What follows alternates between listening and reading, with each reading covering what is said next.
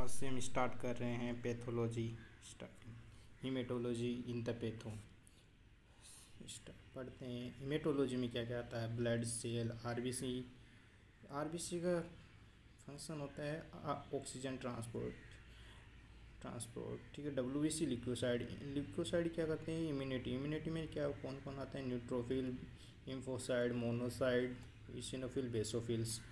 Platelet को other name क्या होता है, उसका अदर नाम होता है थ्रोम्बोसाइट फंक्शन क्या होता है क्लोटिंग या हीमोपोइसिस। अदर क्या है bone marrow site of blood cell formation.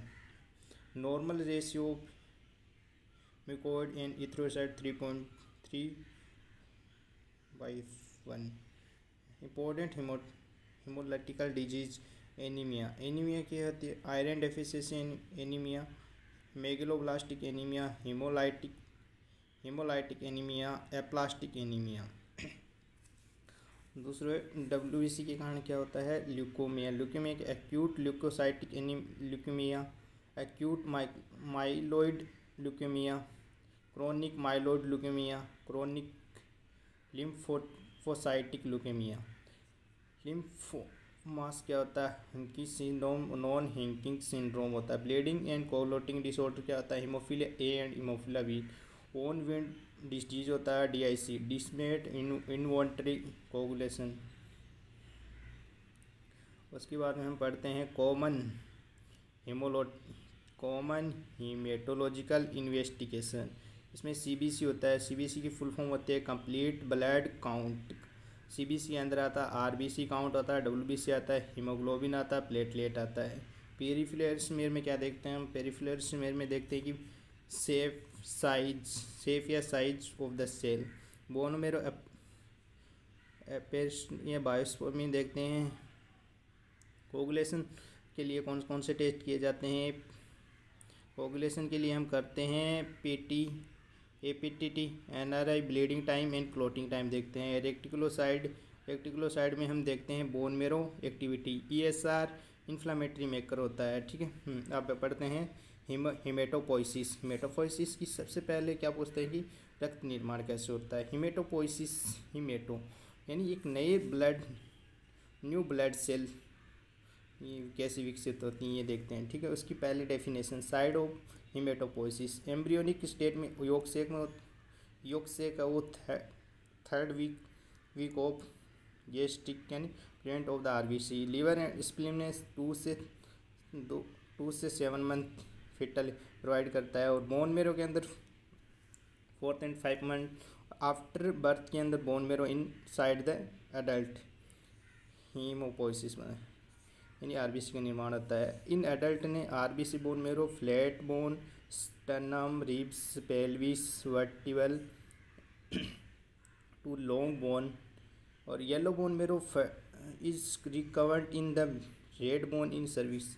Types of haemopoiesis erythropoiesis यानी इथ्रो का मतलब होता है RBC निर्माण। Erythropoiesis RBC formation, leukopoiesis WBC formation, granulopoiesis यानी neutrophil eosinophil basophil formation, monocytopoiesis यानी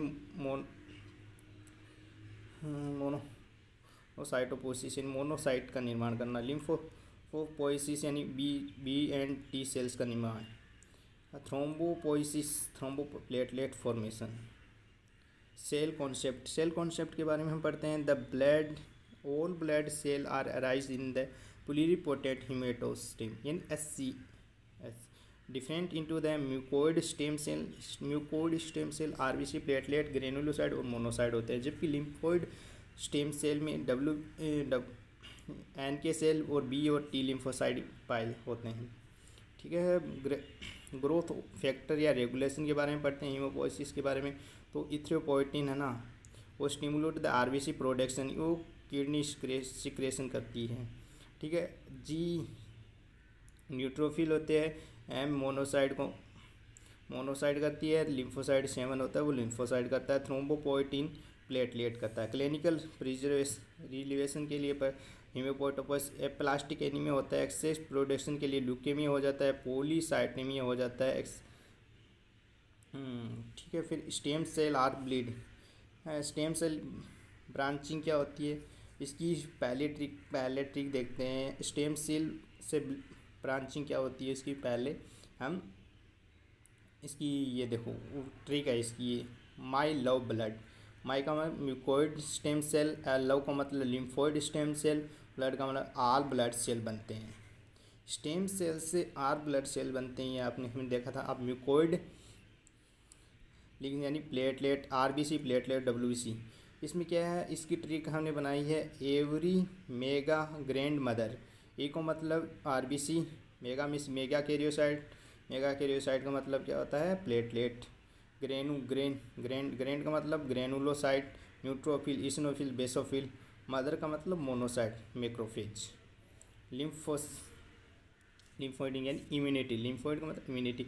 बीटी बॉटम, ठीक है। बी को मतलब बी लिम्फोसाइड, प्लाज्मा फॉर्मेशन करता है। टी लिम्फोसाइड और एन के सेल नेचुरल किलर सेल्स बनते हैं। ग्रोथ फैक्टर के बारे में देखते हैं तो आरबीसी इथ्रोपोइटिन किडनी का आता है। प्लेटलेट टीपीओ प्लेटलेट करता है, भी उसकी फुल फॉर्म होती है। थ्रोम्बोपोइटिन फॉर्मेशन लीवर करता है, जिसकी ग्रेनुलोसाइड करता है। एम के मोनोसाइड करता है। Live haematopoid explain the fate. अगर आपके एग्जाम में ऐसा कुछ आ जाए तो आपको ऐसे लिखना है, पहले डेफिनेशन लिखो, उसके बाद haemopoiesis explain the flow chart के रूप में करना है। तो पहले डेफिनेशन लिखना है, फिर साइट लिखना है, फिर फ्लो चार्ट बनाना है, फिर मेमोरी एक्सप्लेन, ठीक है। आप पढ़ते हैं एनीमिया। एनीमिया क्या है, एनीमिया यानी हीमोग्लोबिन कंसंट्रेशन या आरबीसी की कमी, loss of the haemoglobin and loss of RBC and haemoglobin concentration is low, ठीक है। Tissue hyper no oxygen in the haemoglobin. Male में normal haemoglobin range is haemoglobin less than 13 gram per decilitre, female में 12 पर ग्राम decilitre. हाँ यानी classification of anaemia according of aetiological, decrease production और RBC, iron deficiency anaemia, megaloblastic anaemia, vitamin B12 और folic acid के द्वारा, folic deficiency यानी folic acid के द्वारा होता है। Aplastic anaemia bone marrow failure होता है। Anaemia of the chronic disease होता है। इंक्रीज डिस्ट्रीब्यूशन हीमोलाइटिक एनीमिया होता है। Heredity sickles anaemia, thalassaemia, G6PD deficiency होता है। एक्यूट यानी इम्यून हेमोलाइटिक मलेरिया ड्रग होता है। ब्लड लॉस यानी एक्यूट और क्रोनिक। एक्यूट का मतलब होता है जो अभी अभी हुआ है, क्रोनिक का मतलब जो पहले से है, यानी एक्यूट 6 से 7 डेज मंथ, यानी क्रोनिक का मतलब मंथली, 1 मंथ 2 मंथ आफ्टर।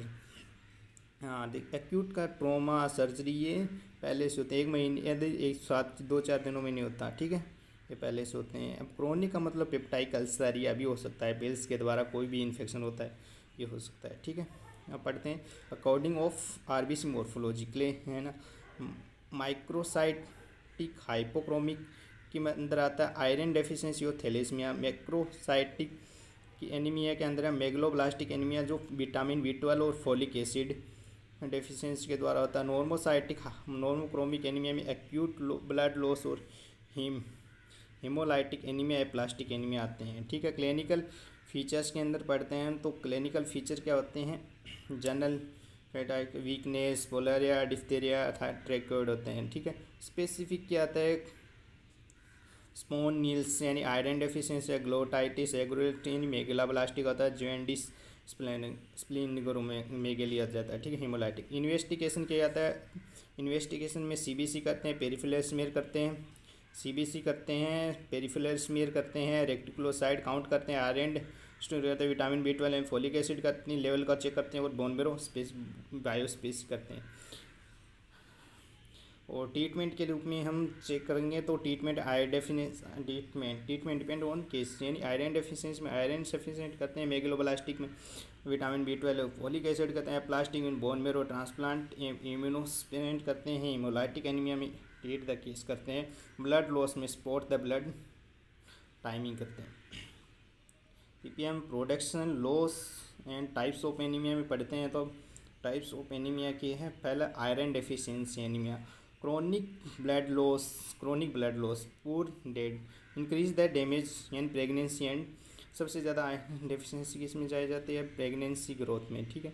फिर फीचर्स के बारे में पढ़ते हैं, पेलिग्रा, फिंगर वीकनेस को पोलोसिंग, ये इत्यादि हैं। देखो इन्वेस्टिगेशन में पढ़ते हो, सीबीसी करनी पड़ेगी। लो सीरम होती है, आयरन एंड फेरेटिन होता है। मेगलोब्लास्टिक एनीमिया के अंदर विटामिन B12 फॉलिक एसिड 2 चाहिए होता है। जनरल एनीमिया फीचर होता है ग्लोटाइटिस हो जाता है, इसमें न्यूग्रोसाइनिक होता है विटामिन B12 की वजह से। इसमें भी हम जनरल इन्वेस्टिगेशन के लिए सीबीसी लेंगे, पेरिफेरल्स में लेंगे लो सीरम, पेरिफेरल स्मीयर और लो सीरम का यूज करेंगे। ट्रीटमेंट के लिए हम क्या देंगे इसको, ट्रीटमेंट के लिए विटामिन B12 इंजेक्शन देंगे और ओरल फॉलिकल एसिड देंगे, ओरल फॉलिकल एसिड की टेबलेट देंगे। हेमोलाइटिक एनीमिया के क्या है, हेरिडिटी एंड एक्वायर्ड। हेरिडिटी के अंदर क्या आता है, sickle cell anaemia, thalassaemia, G6 deficiency आता है। एक्यूट के अंदर क्या, automatic immunity, malaria, drugs and DLC आता है। फीचर्स के अंदर क्या देखेंगे हम, फीचर्स के अंदर देखेंगे जॉन्डिस, स्फिलिंगोमेगली, गैस्ट्रो, डार्क यूरिन इत्यादि। इन्वेस्टिगेशन में हम किस क्या करेंगे, रेक्टिकुलोसाइट काउंट करेंगे, पेरिफेरल स्मेल करेंगे, कोप्स टेस्ट करेंगे। ये आपको मैं प्रैक्टिकल करके दिखाएंगे थोड़े दिन बाद में। टीट होता है ब्लड ट्रांसफ्यूजन से स्पेक्ट्रोमेगली करते हैं। एप्लास्टिक एनीमिया पढ़ते हैं। एप्लास्टिक एनीमिया में क्या आता है कि इसमें क्या होता है, बोन मेरो फेलियर हो जाता है, इसमें ड्रग्स को यूज़ करते हैं, रेडिएशन एंड वायरल इन्फेक्शन हो जाता है। फीचर्स के अंदर पैनिकोसाइटोपिनिया हो जाता है, नो स्पिंगोमेगली। इसमें इन्वेस्टिगेशन के लिए क्या करते हैं, सीबीसी और बोन मेरो बायोप्सी करते हैं। ट्रीटमेंट के लिए remove the case, bone marrow transplant और इम्यूनोस्पेसिस थेरेपी करते हैं। आरबीसी इंजेक्शन के इंडिकेटर्स कौन होते हैं, CBC blood, complete blood count के लिए MCV, mean corpus cell volume क्या होता है, ठीक है।